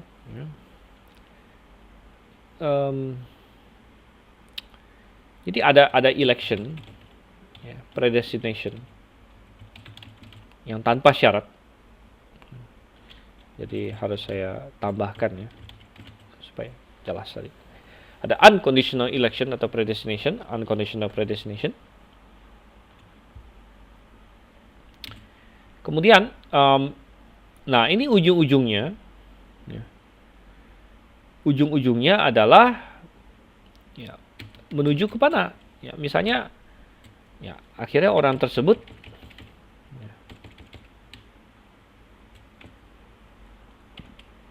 ya kita niam, ujung-ujungnya orang tersebut masuk surga misalnya. Ya, orang tersebut ditentukan oleh Tuhan dia masuk surga misalnya. Nah, berarti ini kan keselamatan berarti. Ya, keselamatan. Nah, berarti bahwa kalau misalnya election itu tidak ada syarat, sama juga berarti bahwa keselamatan itu tidak ada syarat. Gitu. Nah, sebagian Calvinis, oke, dia mengaku ini, ya, keselamatan tidak ada syarat. Sekali lagi, dalam perdebatan saya dengan Bapak MYM tahun lalu, sepertinya dia mengatakan itu. Oke, keselamatan tidak ada syarat katanya. Keselamatan tidak ada syarat. Tapi sebenarnya itu bermasalah, ya. Bermasalah. Kenapa? Ya, karena Alkitab mengajarkan keselamatan ada syarat, yaitu syaratnya adalah beriman kepada Yesus Kristus. Jadi Alkitab jelas mengatakan barang siapa beriman akan diselamatkan. Yang tidak beriman tidak akan diselamatkan. Misalnya juga contohnya lagi kepala penjara di Filipi pernah bertanya kepada Paulus waktu itu sama Silas. Mereka di penjara di Filipi, masih ingat, dan ada gempa bumi dan lain sebagainya, dan sempat si kepala penjara kan mau bunuh diri. Paulus bilang, jangan, kami masih di sini. Akhirnya dia bertanya, Tuhan, apa yang harus aku lakukan supaya aku diselamatkan? Dan Paulus berkata, percayalah engkau kepada Tuhan Yesus Kristus, maka engkau akan selamat. Jadi keselamatan didasarkan atau disyaratkan kepada iman di dalam Alkitab, begitu.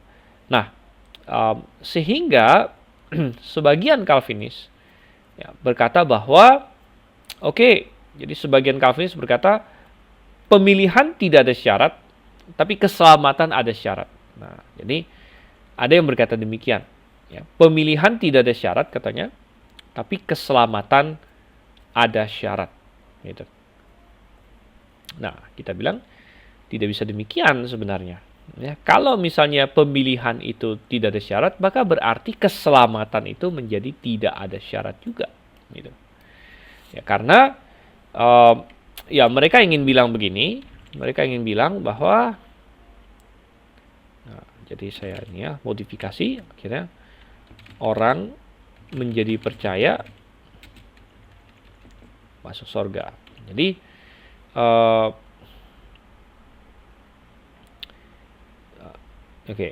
jadi di dalam skemanya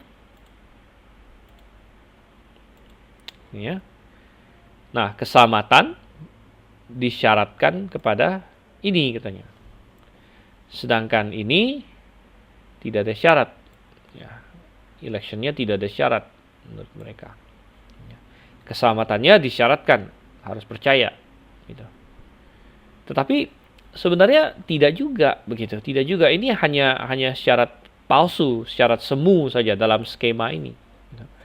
Karena dalam skema Calvinis, orang menjadi percaya ini bukan sebenarnya bukan sesuatu yang terserah dia sebenarnya, melainkan merupakan efek dari unconditional election ini. Seperti yang saya sudah katakan tadi, kalau seseorang dipilih oleh Tuhan, maka dia pasti akan menjadi percaya. Jadi percaya adalah efek dari election dalam Calvinisme. Kalau kamu kena pilih, kamu akan menjadi percaya, akan masuk surga. Jadi ini bukan syarat lagi. Syaratnya seolah-olah bisa iya, bisa enggak. Bisa iya, bisa enggak. Kalau kamu elect, kamu pasti percaya. Kalau kamu bukan elect, maka dia tidak mungkin percaya. Gitu. Tidak mungkin percaya. Jadi percaya atau tidak itu bukan lagi menjadi suatu kondisi manusia yang dia tentukan sendiri begitu, atau merupakan tanggung jawab dia atau respon dia, bukan. Melainkan itu adalah efek dari ini. Efek dari ini. Jadi bisa kita bilang kalau misalnya Calvinisme benar, berarti keselamatan secara total tidak bersyarat juga, jadi unconditional juga. Kita ganti warna deh. Keselamatan menjadi unconditional sebenarnya. Dan tidak ada gunanya untuk misalnya ada orang yang tidak percaya, orang tidak percaya, lalu kita Tuhan marah sama dia misalnya. Jadi kalau kita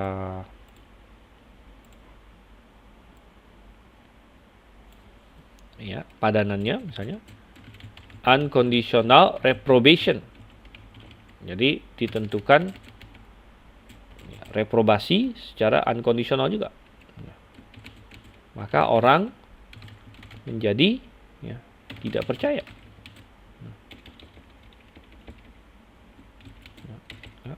Masuk neraka, binasa. Kita bilang kan?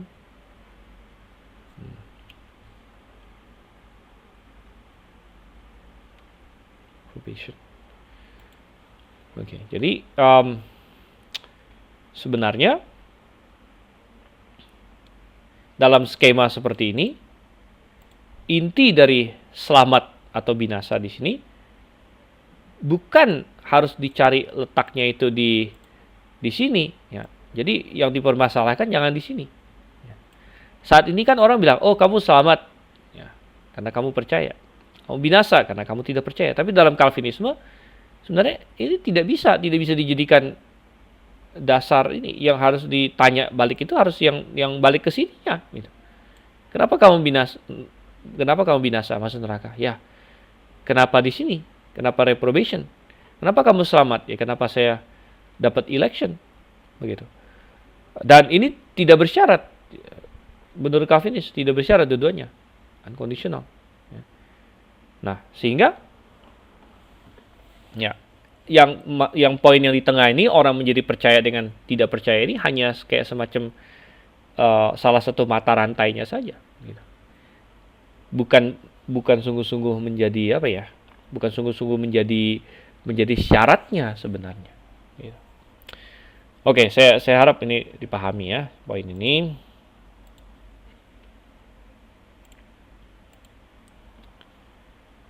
Oke, dan poin 4, jika unconditional election itu benar, poin 4, maka pemilihan bersifat acak atau random. Acak atau random ya. Jadi sekali lagi bahwa kita percaya pemilihan. Kita percaya pemilihan karena kita percaya yang menentukan siapa masuk surga dan siapa masuk neraka adalah Tuhan. Tapi Tuhan kita bilang menentukan berdasarkan prinsip.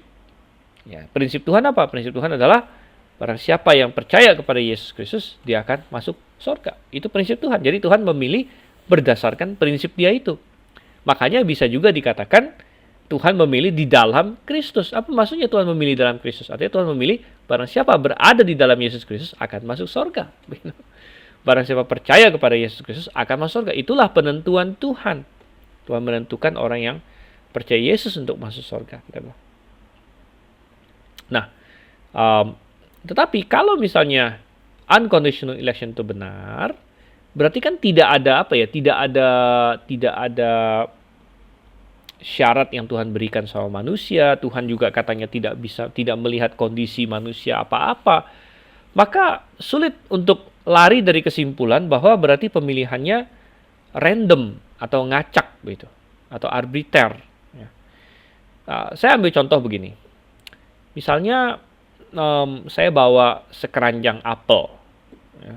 Sekeranjang apel, lalu saya suruh salah satu dari kalian pilih apel ini.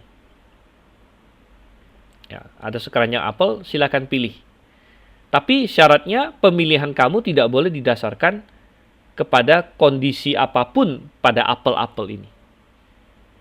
Nah, gimana? Bisa nggak Anda membayangkan caranya Anda memilih tapi tidak acak? Tidak ngacak. Tapi tidak boleh berdasarkan kondisi apapun. Tidak boleh berdasarkan kondisi apapun pada apel tersebut. Misalnya, saya mau ambil apel yang agak hijau, nggak boleh, karena itu berdasarkan pada kondisinya. Saya mau ambil apel yang manis, tidak boleh, karena itu berarti berdasarkan kondisinya. Saya mau ambil apel yang kecil, yang besar, tidak boleh. Jadi tidak boleh berdasarkan kondisi apapun pada apel ini. Gimana caranya? Coba dipraktekkan, Anda pikirkan dah. Saya bawa, ini kebetulan kita kelasnya virtual ya. Mungkin kalau di kelas di fisik, saya bisa benar-benar bawa ini nih. Sekeranjang apel misalnya. Saya suruh Anda pilih, tapi tidak boleh berdasarkan kondisi apa-apa pada apel. Ya. Gimana caranya mau memilih tanpa kondisi apa-apa pada apel? Berarti nggak boleh dilihat dong. Kalau dilihat kan sudah kelihatan nih ada kondisinya. Makanya saya bilang, ujung-ujungnya itu ngacak gitu. Ujung-ujungnya adalah pemilihan yang random, yang acak. Karena saya tidak boleh memilih berdasarkan kondisi apa-apa. Tidak boleh berdasarkan kondisi apa-apa. Nah, jadi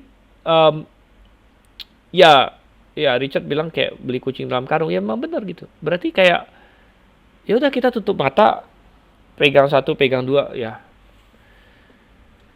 Ya kita bilang, ya akhirnya berarti keselamatan yang bersifat acak, random. Gitu. Oke. Dan poin kelima, jika unconditional election itu benar, maka manusia yang masuk neraka pada akhirnya masuk neraka karena tidak dipilih, bukan karena dosa. Dan ini sudah sempat kita lihat, sudah diakui oleh John Calvin sendiri. Masih ingat yang tadi kita buka ya kutipan dia.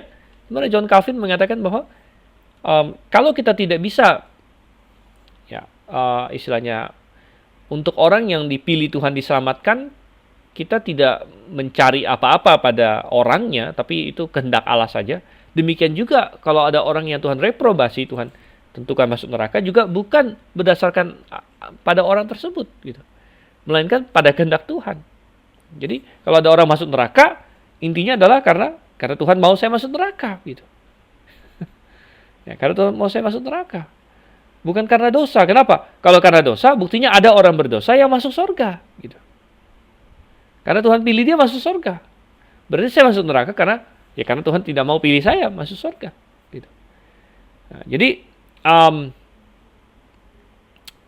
ujung-ujungnya di sini karena ya Calvinis ingin menghilangkan tanggung jawab manusia, ya, menghilangkan tanggung jawab manusia dalam hal masuk surga. Secara tidak langsung mereka menghilangkan tanggung jawab manusia dalam masuk neraka sebenarnya. Jadi coba saya nah ini ada hubungannya dengan ini ya, dengan salah satu poin argumen Calvinis juga. Sebenarnya saya tahu kenapa banyak orang tertarik dengan Calvinisme.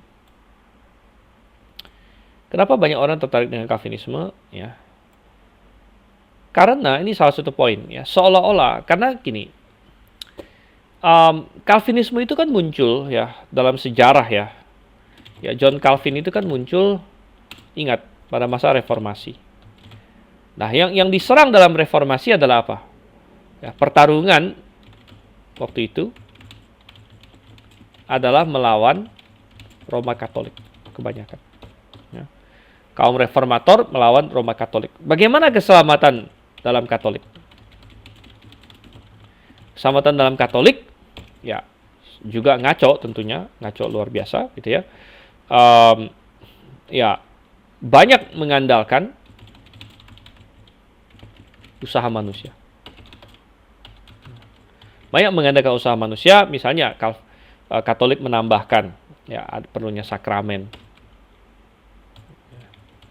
baptisan lah, semuanya, baptisan, ya, pengakuan dosa dan sebagainya, amal ibadah. Jadi bahkan sampai ada seperti kayak surat pengampunan dosa, ya. Pokoknya kayak belilah uang dan sebagainya.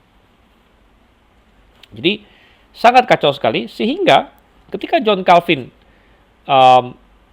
melakukan reformasi pada waktu itu, ya jadi sangat apa ya? Saya bilang motivasinya bagus sebenarnya, banyak Calvinis juga motivasinya bagus. Jadi motivasi Calvinis seringkali adalah menghilangkan menghilangkan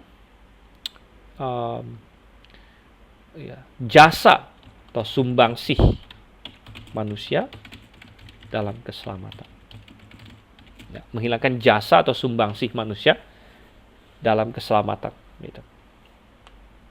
Dan ini adalah motivasi yang baik. Tetapi ya kesalahannya, kita bilang ya, adalah ya, menghilangkan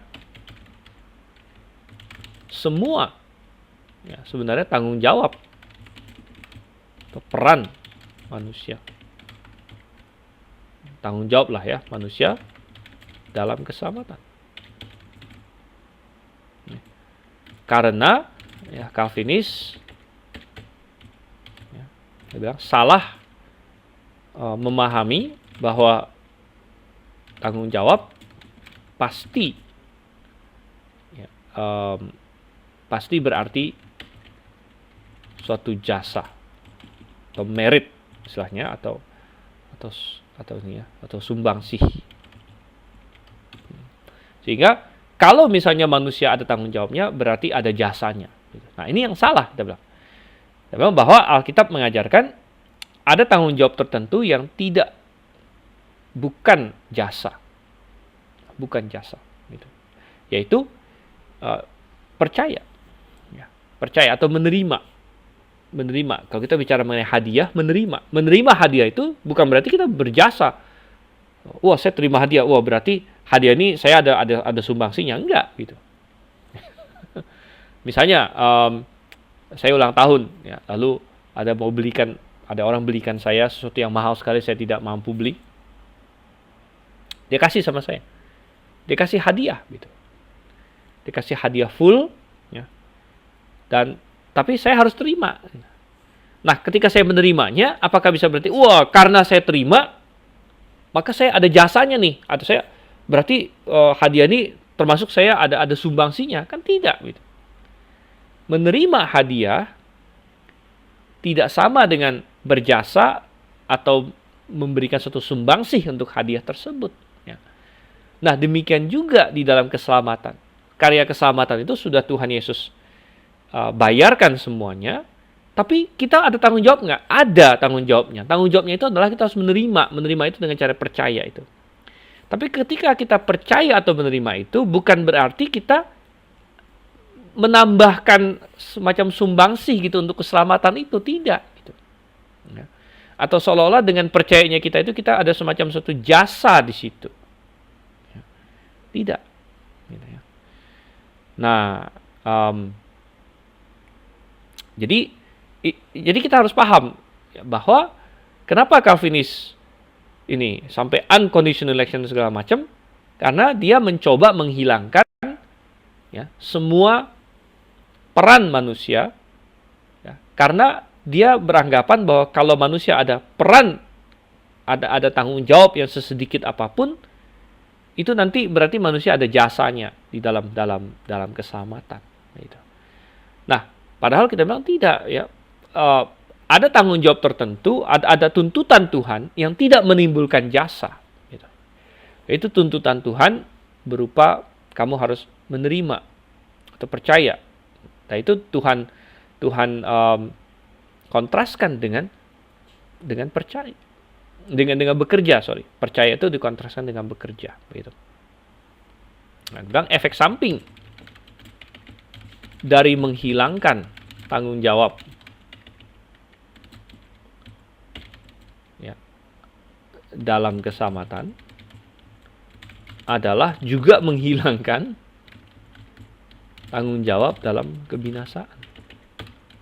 Karena keselamatan dengan kebinasaan itu satu koin dengan dua sisi. Kalau kamu selamat, kamu nggak binasa. Kalau kamu binasa, kamu nggak selamat.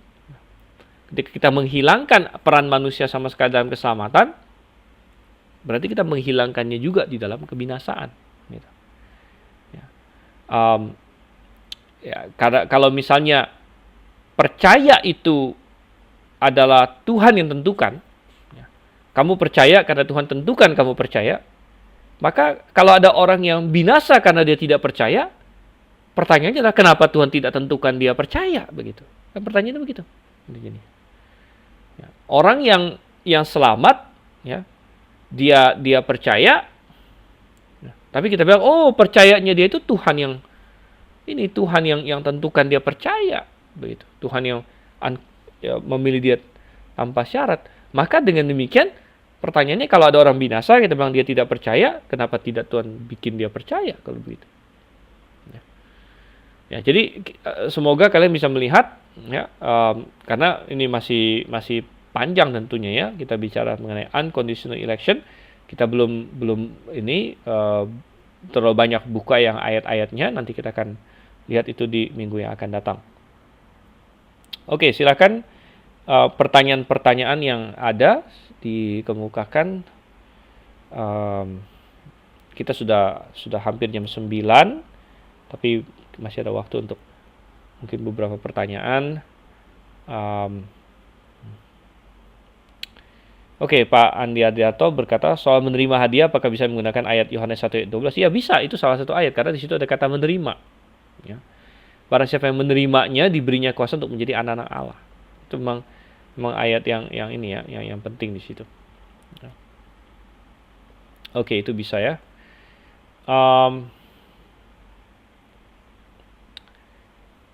Oke.